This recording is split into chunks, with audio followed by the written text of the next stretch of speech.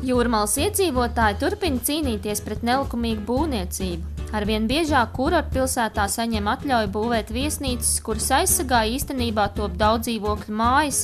Edinburgas prospektā 101 jau atklāti pārdod dzīvokļus. Turklāt, spriežot pēc reklāmas, 3 stāvu māja, kur ir 21 dzīvoklis, atrodas klusā vietā, kur blakus ir parks. Kaimiņi par tādiem meliem ir sašutuši. Kur tur ir tirgus, jā? Tur ir dzelzceļš, jā? Kā tur park, kā tur var dzīvot? Kā vispār? Tur ielas no vienas puses, no otras puses ielas iet, Brīvības iela, Meža prospekta iela. Kur tad park ir? Tas vispār nonsens. Viņi jau mēģina pārdot dzīvokļus.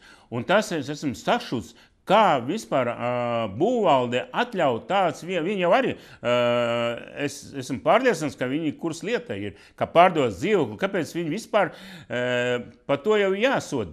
Jāsod ir cilvēks, kas atļaut to darīt. Ko? Tas ir prerogatīva būvvaldei. Mēs veicām žurnālistu eksperimentu. Pazvanījām pa sludinājumā norādīto tālruni. Sieviete runāja diezgan vaļsirdīgi. Labdien! Labdien! Es zvanu saistībā ar ievietoto sludinājumu, ka jūs Edinburgas prospektā 101 pārdodat dzīvokļus Jūrmalā Bulduros. Yes. Ir tāda lietiņa? Yes. Es gribēju jautāt, kas tā ir pa māju, cik tur ir stāvi? Tur 3 stāvi, tā ir Jambula. 3 stāvi? Viņa jau ir pabeigta?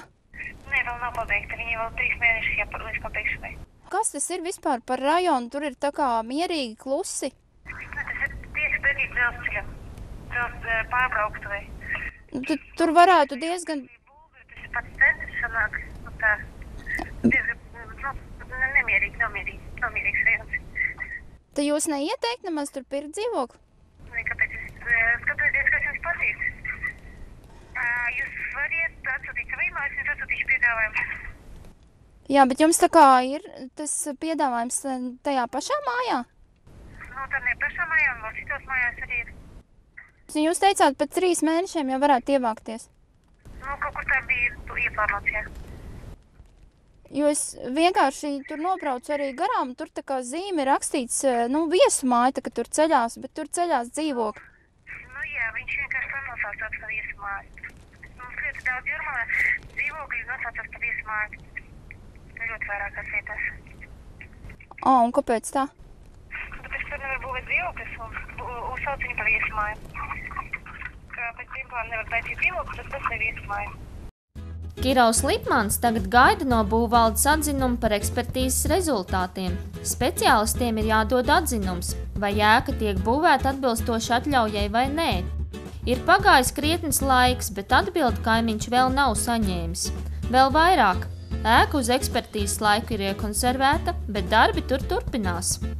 Jūs jau saprotiet, ka viņi jau nevar būvvalde nekontrolēt katru dienu, kas tur notiek. Bet ir moments, ka tur joprojām turpinā būvēt un celt, un tagad notiek iekšēji darbi. Jūs varat iedomāties.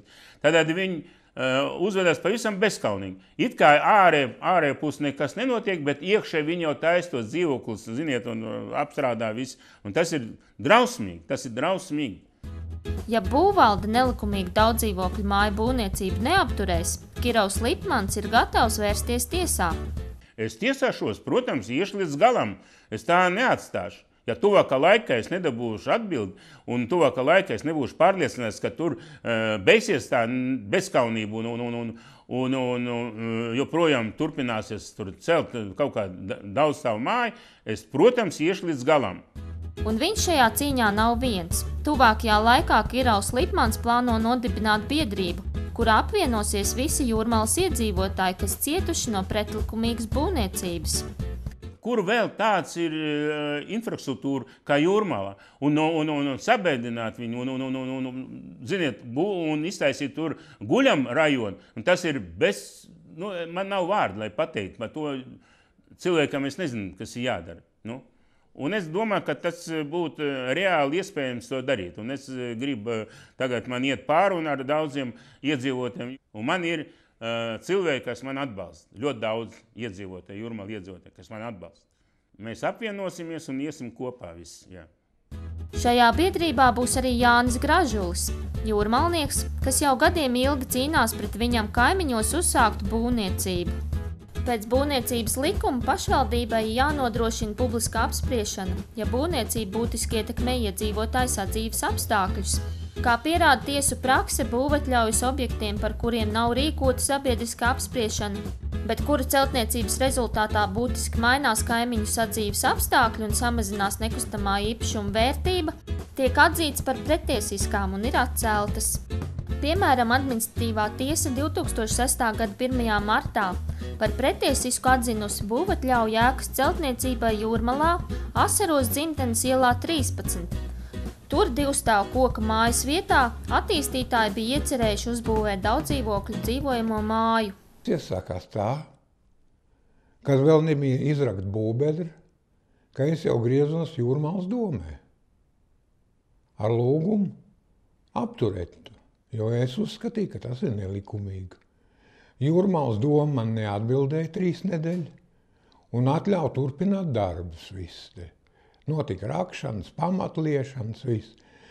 Un tad pēc 3 nedēļu atbildēja, ka esot man sūdzību nepamatot, ka viss ir kārtībā. Tad es vērsos valsts būvinspekcijā, un pēc valsts būvinspekcijas iniciatīvas Jūrmalas dome tikai apmēram tas bija 2 mēneši pēc tam, kad es uzrakstīju pirmo iesniegumu viņiem, apturēja to būvniecību formāli. Faktiski viņa būvniecība tika apturēta tikai novembrī. Ja Jūrmalas doma aizbildinājās, ka vajagot konservāciju veikt un tādu, bet nekāda konservācija netika veikta, bet tika veikta turpināt būvniecību. Un tā ir. Vienīgais, kas bija, kas tādā laikā varēja palīdzēt, bija valsts būvinspekcija. Jo tagad valsts būvinspekcija nav un neviens jau nav kas kontrolē. Jo Jūrmalas būvinspekcija jau nekāda teikšana nav. Jo viņi saņem algu no Jūrmalas domas, un ko doma saka, to viņi dara. Un kāda šobrīd ir situācija? Pagājuši te 7 gadi. Kas tagad notiek? Ir apturētā būvniecība? Šobrīd ir kā atkal jauna būvatļauja kārto. Tāda tā situācija ir. It kā atkal jauna būvatļauja kārto un tā redzēsim. Cīnīsimies tālāk. Tiesāšanās gaitā lieta tika novesta līdz absurdam. Mājas īpašnieks Jānis Gražuls ir piedalījies 50 tiesas sēdēs. Ir arī ekspertīzes slēdzieni, un pat ekspertīze bija pasūtījis saimnieks šitās būvas, un tur arī atzīts, kad ir viņam, ka te stipri pārkāpts abūs blīvums un samazināt apkārtējo īpašumu vērtību. Jūs minējāt, ka jums pie mājas bija paredzēts 30 stāvītas automašīnas. Jā, taisni pie logiem. Tas bija tas iemesls, kāpēc jūs... Jā. Nu kā te es dzīvošu, ja man viss izplūdes gāzes, viss nāks iekšā pa logu. Dienvidu pusē man pieliek auto stāvvietā 30 automašīnām. Un ar neatbilstošā būs noteikumiem. Neabūs, ne ugunsdrošības, nekā, ne vidas aizsardzība, nevienam noteikumam neatbilstoši.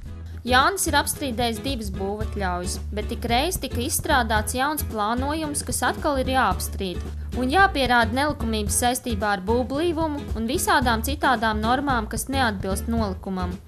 Īpašnieks ir sūdzējies gan Knabā, lieta tika nodota ģenerāla prokuratūrai, un tad viss apstājās. Pirmo reizi man atteica, un pēc laika es atkal griezos, un tad ir tik ierosināta pārbaudas lieta, kas vilkās apmēram 2 gadi. Pēc tam tā lieta tika nosūtīta uz ģenerālu prokuratūru, lai izveltu jautājumu par saukšanu pie atbildības, bet tā es vairāk nekādu arī vēstuli neko neesmu saņēmis, neko es nezinu, kā tā lieta beidzās. Tā viņš ar noklusu viss. Vai jūs no Knāba arī saņemat kādu vēstuli? No Knāba es saņēmu, jā, paņi saņēmu visu to vēstuli, visu vairāks es saņēmu. Kā pagarina to pārbaudu un visu, apmēram 2 gadu viņi vilkās. Un tad viņiem tie termiņi beidzās, viņi nosūtīja uz ģenerālu prokuratūru, un no turienes es jau vairāk nekādu atbildi nesaņēmu. Vai Knābs arī konstatēja kādas nelikumības? Nu, jā, kaut ko viņš bija konstatējis tur, kā Knābs bija konstatējis, tāpēc jau viņš arī nosūtīja uz ģenerālu prokuratūru. Ja nebūtu konstatējis, tad jau viņš nebūtu nosūtījis.